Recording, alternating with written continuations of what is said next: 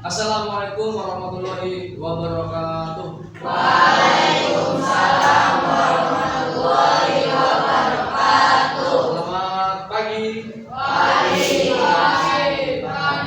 Luar biasa.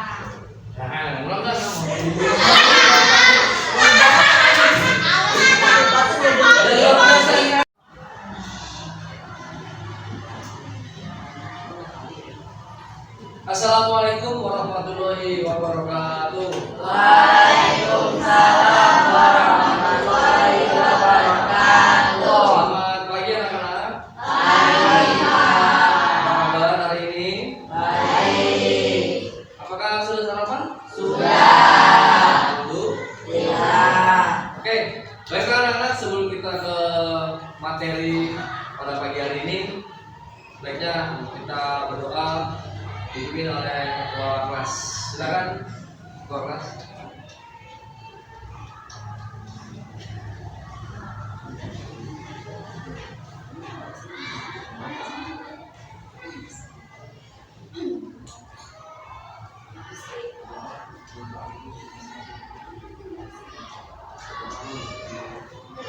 Dimulai. Bismillahirrahmanirrahim. Alhamdulillahi rabbil alamin. Ar-Rahmanir Rahim. Maliki yaumiddin. Iyyaka na'budu wa iyyaka nasta'in. Ihdinas siratal mustaqim. Siratal ladzina an'amta 'alaihim ghairil maghdubi 'alaihim waladdallin. Amin. Raditu billahi rabban wa bil islami dinan wa bi Muhammadin nabiyya wa rasulah. Rabbi zidni ilma warzuqni fahma wa'allimni bis-shalihin birahmatika ya arhamar rahimin. Amin.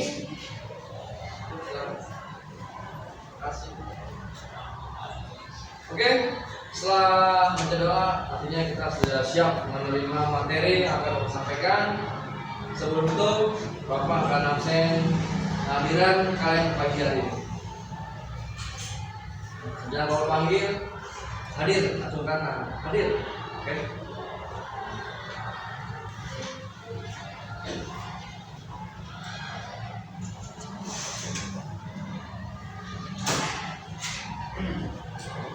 Ajeng Kaila, Hadir. Aura Putri Nayang, Hadir Pak. Cantika Putri, Sherin Abigail, Hadir Pak. Dika Juniawan, Hadir Pak. Fatan Akhtar, Hadir Pak. Yasmin Salsabila, Kansa Nafisa, Asma Gloria,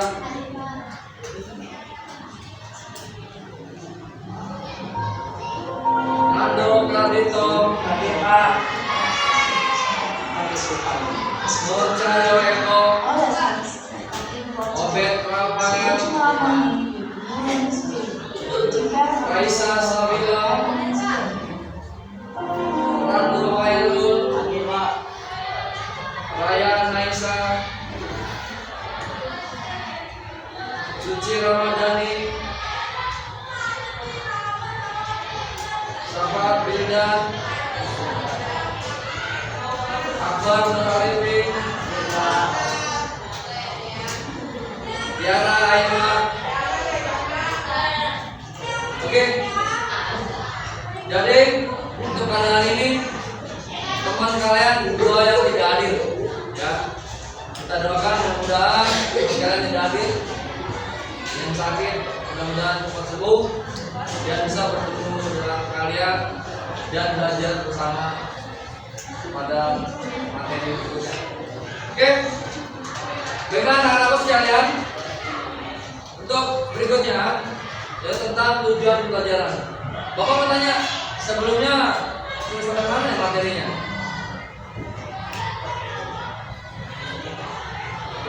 Ya Pak, Ya lanjut, mana? komponen alat keras. Oke, komponen perangkat keras, ya. Terima kasih Nando sudah mengingatkan. Baik, komponen perangkat keras. Oke, Bapak langsung ke materi aja. Oke, bisa kalian lihat di depan materi informatika, ya. Ada Bapak ya, Bapak Julianto.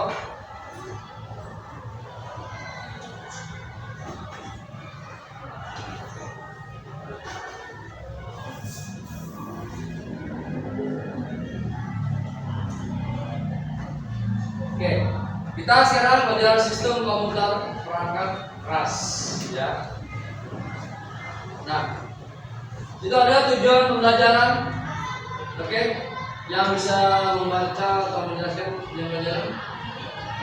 Siap, silakan. Ayo.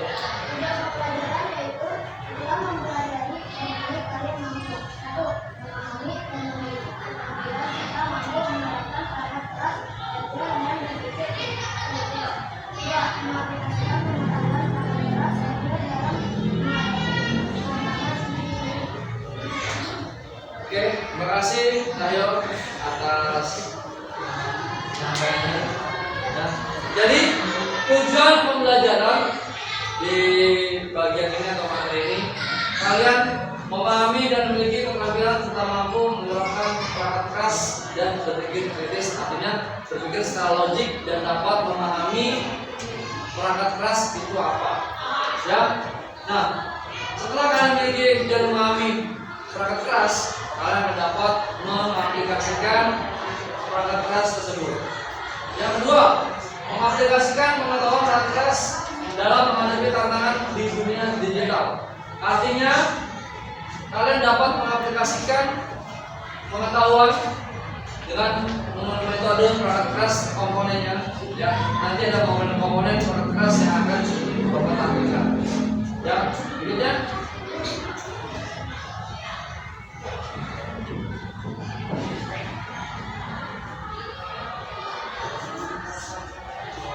Pengertian dari perangkat keras. Perangkat keras adalah elemen fisik yang ada dalam struktur komputer, baik internal maupun eksternal. Artinya, secara fisik, secara alami, komponen itu ada di dalam komputer atau laptop atau PC, ya, baik internal maupun eksternal, input dan output. Berikut contoh dari perangkat keras hardware. Ada motherboard, CPU, dan hard disk. Masih banyak lagi komponen-komponen hardware. Yang tiga ini yang dapat diketahui oleh komputer atau kalian. Berikutnya,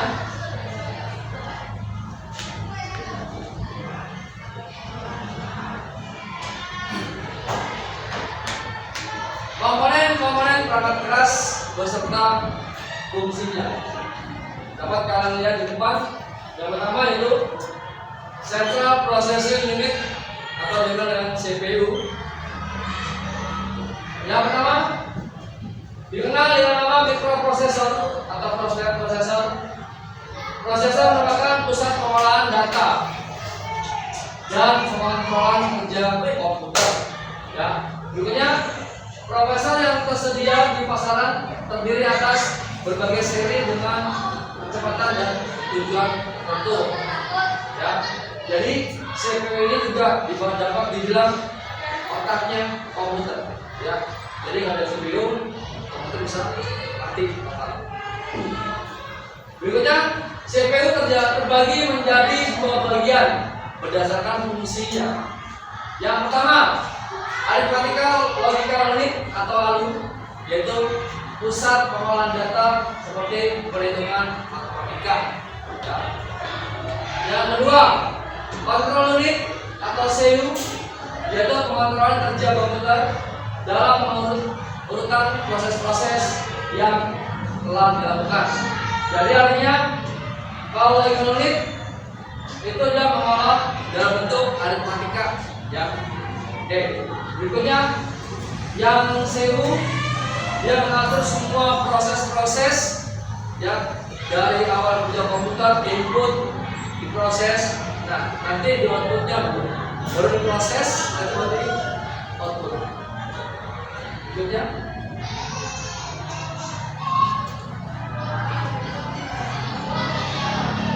oke, masih di komponen perangkat keras yang kedua yaitu memori.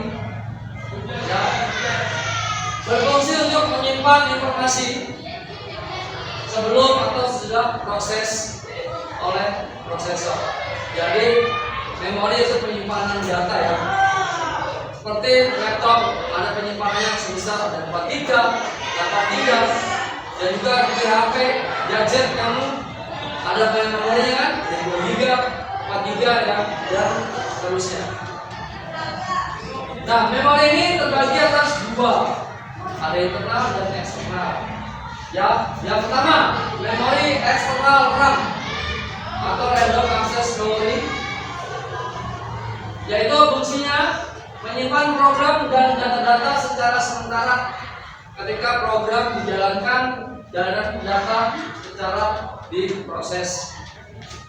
Yang kedua, spesifikasi yang perlu diperhatikan saat memilih RAM itu tipe RAM, kapasitasnya, kecepatan dan jumlah pin atau jumlah pin, jumlah kapasitasnya. Dua, memori internal ROM, ya, yaitu read only memory, ya, fungsinya digunakan untuk menyimpan perintah-perintah dan data secara tetap. Yang kedua, komputer tidak dapat mengubah data dan perintah yang disimpan di ROM. Perintah tersebut diisikan oleh pabrik komputer pada saat komputer tersebut diproduksi. Jadi penjelasannya untuk ROM ini read only, artinya hanya membaca, nggak bisa diubah-ubah, membaca dan bisa diubah. Kalau untuk yang RAM, random access memory, hanya mengakses, tidak bisa diubah. Ya, seperti Bapak bilang kemarin pada saat pelajaran sebelumnya, untuk RAM itu kalau sudah disimpan dan tidak bisa diubah. Ya, paham ya? Kalau untuk dengan ROM bisa dirubah, walaupun kamu simpan, saya merubah nama lain bisa ada di ROM. Nah, oke, berikut gambar RAM dan ROM. RAM itu panjang, ROM itu kecil, item kecil. Ya, kalau RAM itu panjang itu. Ada beberapa ROM yang nempel di atas. Ya, oke. Nanti ada pertanyaan. Oke, lanjut. Nah, ini. Berikutnya yang ketiga adalah motherboard. Tahu motherboard? Kalau artinya mother itu ibu, ibunya dari anak-anak ya. Contoh, motherboard disebut juga dengan nama mainboard. Ya, berfungsi sebagai tempat perangkat internal seperti prosesor, memori, kartu grafis, kartu suara dan perangkat. Jadi semuanya adanya di mainboard, nempel mainboard. Ya, oke. Berikutnya berfungsi juga sebagai penyedia jalur koneksi bus atau aliran data dari satu perangkat dengan perangkat yang lain. Ya. Berikutnya, motherboard didesain untuk digunakan sebagai prosesor dengan merek dan seri tertentu saja. Jadi kalau kalian beli motherboard bisa mengecek seri dan mereknya. Ya. Nah, berikut contoh dari motherboard. Ya. Yang di atas motherboard digunakan untuk prosesor AMD. Ya. Yang B Ini digunakan untuk Intel yang sudah SSD yang sudah cepat. Ya. Oke. Berikutnya.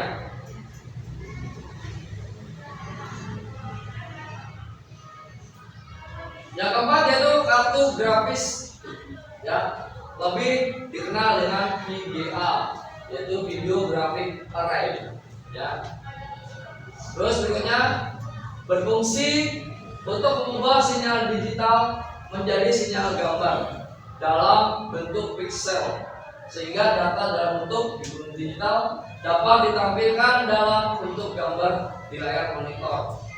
Yang ketiga, kualitas gambar yang dihasilkan sangat tergantung pada kemampuan prosesor di kartu grafis yang disebut GPU atau Graphic Processing Unit, dan besaran memorinya yang dimiliki. Oke, menjelaskan.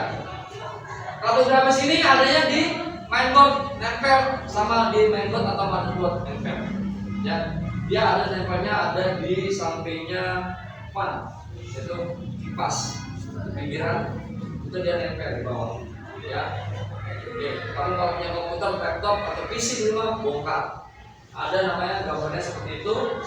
Kartu grafis portnya ya ada. Oke, terus berfungsi untuk mengubah sinyal digital menjadi sinyal gambar dan sebaliknya dapat ditampilkan sebagai gambar aja layar komputer. Nah, layar monitor yang tampil ini itu menggunakan kartu grafis, ya. Misalnya tampil nih, yang kamu lihat, kalau buka laptop tampil layar kan, nah itu dari kartu grafis, ya, layar. Kayak di HP, buka, nah itu kan kartu grafis. Tapi kalau di HP nggak ada kartu grafis, ya, ada di laptop atau komputer PC. Oke, mengubah sinyal gambar dalam bentuk pixel, pixel itu kecil, ya, pixel, ya. Terus sinyal suara menjadi sinyal gambar, ya. Oh, bisa menjadi sinyal gambar menjadi sinyal suara. Kamu biasanya kalau edit gambar jika samping ada di background suara bisa.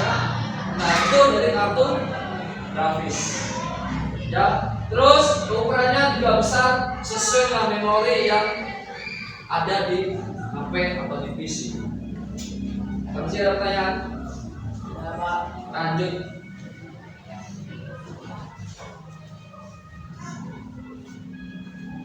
Berikutnya yaitu komponen terakhir, kartu suara atau sound card, ya. Berfungsi untuk mengubah sinyal digital menjadi sinyal analog atau suara dan sebaliknya, menjadi mengubah sinyal analog menjadi sinyal digital. Sama dengan kartu grafis, ya. Oke. Yang kedua, kartu suara memungkinkan data suara dapat didengar melalui speaker yang dihubungkan dengan komputer. Sebaliknya, suara dari luar juga dapat direkam dan disimpan dalam bentuk file suara atau audio di dalam komputer dengan bantuan perangkat input seperti mikrofon atau earphone, ya. Biasanya kamu kalau main HP earphone, di laptop di lagi ada earphone. Nah, itu termasuk dalam kartu suara atau sound card. Nah, berikut kartu suara terbagi menjadi 3 jenis: kartu suara standar, onboard, dan eksternal, ya. Artinya suara standar yang sudah ada di dalam, suara onboard yang ada di luar, dan eksternalnya ada di sini, apa? Earphone. Kalau ya eksternal di luar.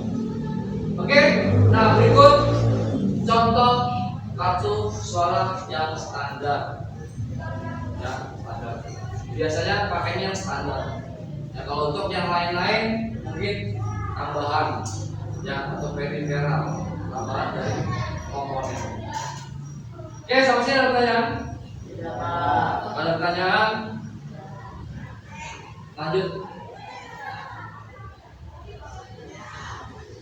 Kita langsung ke sesi tanya jawab. Oke, sebelumnya Bapak akan membagi kelompok masing-masing, yang terkelompok 4 kelompok masing-masing 5 orang. Oke, yang sudah Bapak kelompokkan tadi silakan langsung menuju ke kelompoknya masing-masing. Ya, mulai, go. Lanjut, Bang. Oh, ayo. Ayo, tarik kamu. Pindah. Ya, sama-sama dong. Ya, kelompok ya. Kelompok 1.